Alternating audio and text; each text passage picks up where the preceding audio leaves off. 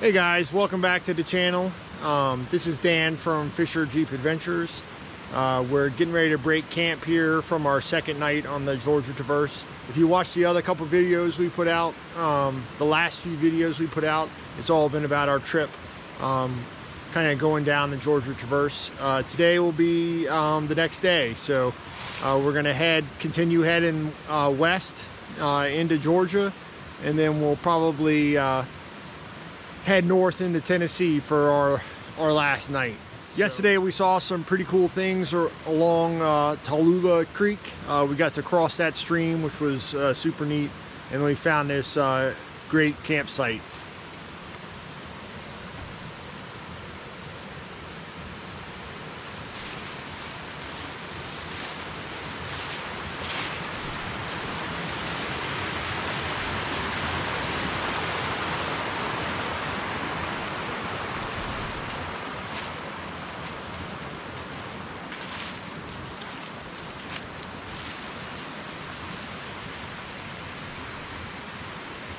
So it's been pretty cool. We're gonna break down camp and then hit the trails. So if this is something you're interested in, please stick around for the video. If you haven't subscribed, please subscribe.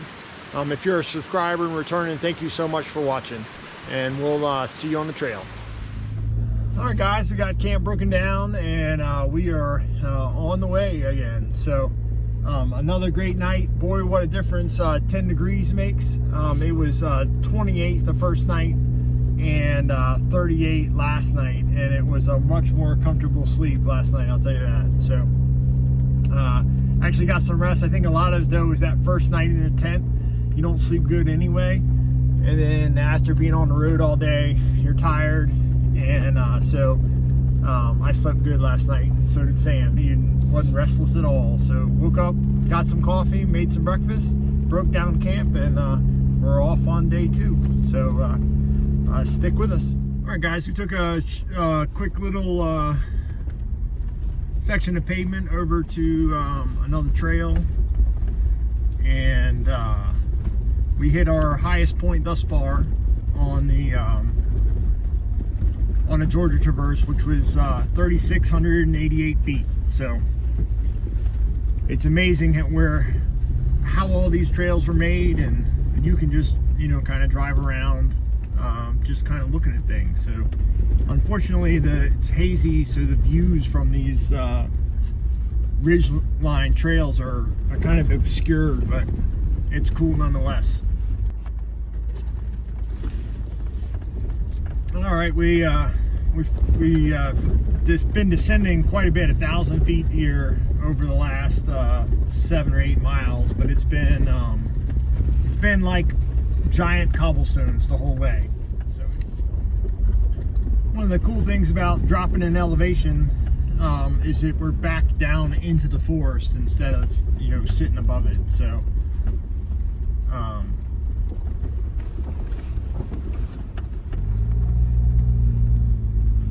it's just cool to be down in the trees a little bit, as opposed to being all high up where there's no greenery and everything else.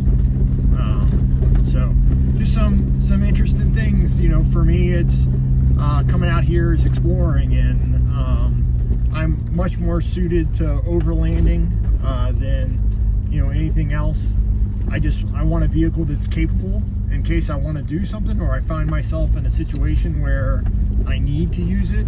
I have all the tools and a capable vehicle there for me. But I'm not into breaking things. Some people are, and that's cool. But for me, I'm interested in just exploring and seeing what there is to see out here, and I enjoy just being out and about, and the camping aspect of it to me is really cool. So most of these trails out here are easily traversed with normal four-wheel drive vehicle. We came to this place called Mulkey Creek. There's some established campsites there, but we decided to stop and just take a look at the water.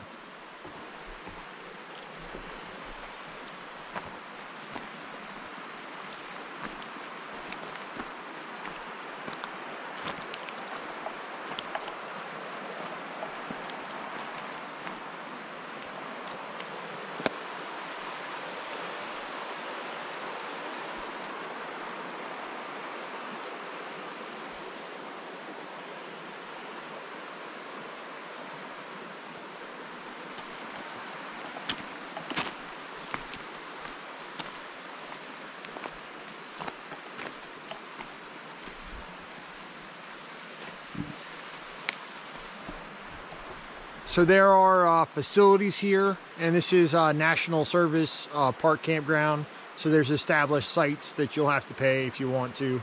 But it's not a bad option if you want a nice place down by the creek. All right, guys, so roadblock again. So Skenaw Gap Road, we were supposed to make a left on the Forest Road 640, and it's got a tree and the gate up. So we drove up into Blairsville, which is a town, I guess about 10 or 15 minutes from where our turn was, got some fuel, got a few things for the refrigerator, and then we are gonna head over to Murphy Junction, Georgia, which is about 20 minutes from here by highway, and hopefully pick back up on the Traverse there. So after about I guess almost 40 miles worth of pavement, we finally made it back to the trail portion of the Traverse. We're on Georgia Forest Service Road 22 now. So we came up out of a neighborhood area and quickly climbed 1,000 feet through some switchbacks. And now we're on a section of the trail that makes a giant loop. And we'll kind of see how it goes. We're gonna head on the northern side of it and go from there. So, but we went from about 1,600 feet to we're right at 2,700 feet now, in about 1.5 miles. So it was a quick climb up down a gravel road. So good to be back off the pavement though.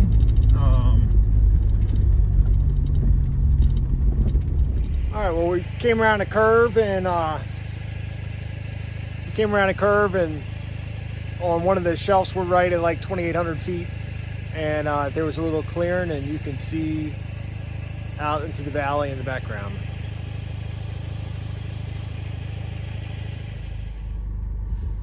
I told you guys earlier about stuff being closed because of tree down from the ice storm that they had here in North Georgia and Tennessee and North Carolina. Well, this is a example of some of the stuff that's happened. The last like 1.5 miles of the trail has been nothing but down trees and not just like pine trees, hardwood trees, you know, that have been taken out by the storm.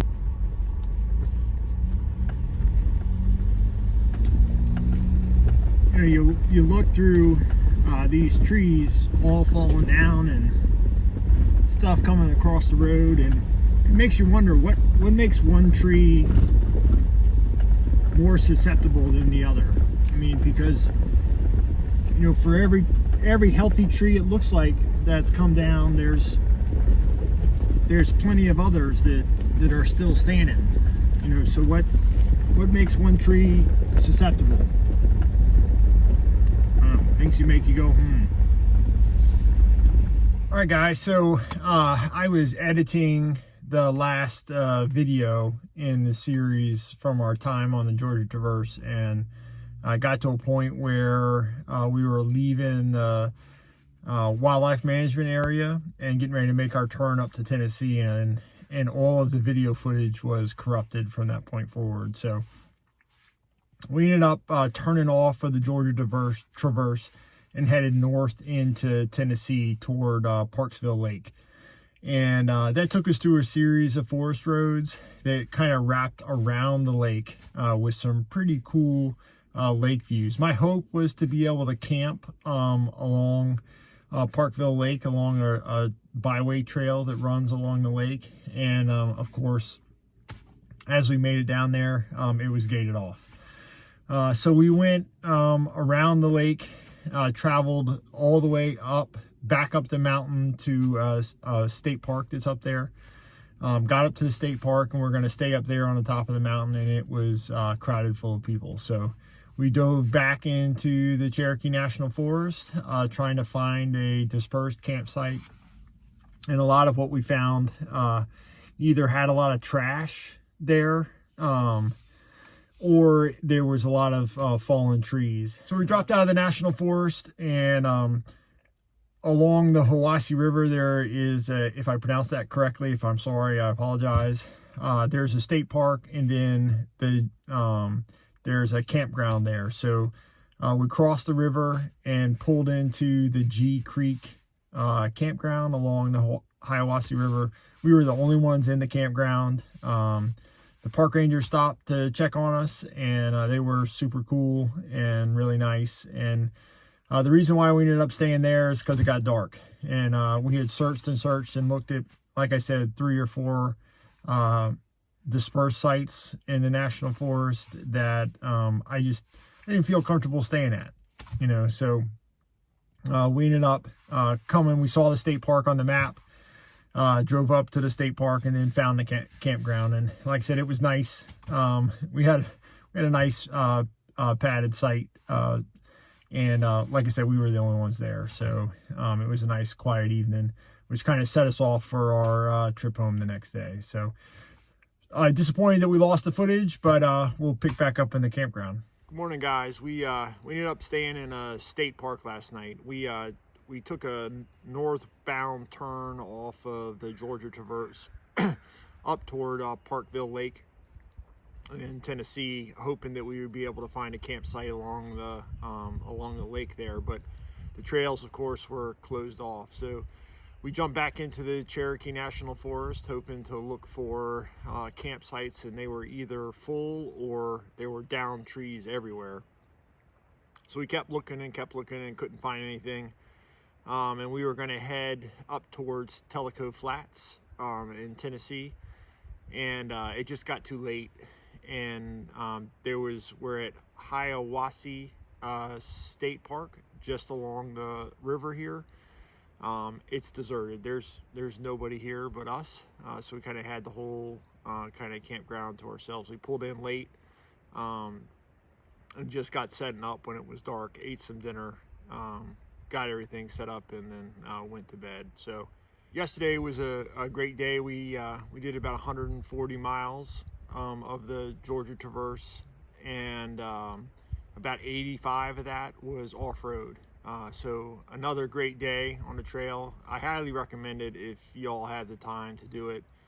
We got some amazing pictures and got to see all kinds of things, and some of the back latter portion of the trail yesterday kind of flattened out and smoothed out, so you could actually kind of like drive fairly quick, which is kind of cool to drive off-road like that. But some of the highlights of the trip, of course, were the things that we saw, and just the experience of being able to camp and have a good time and kind of unplug.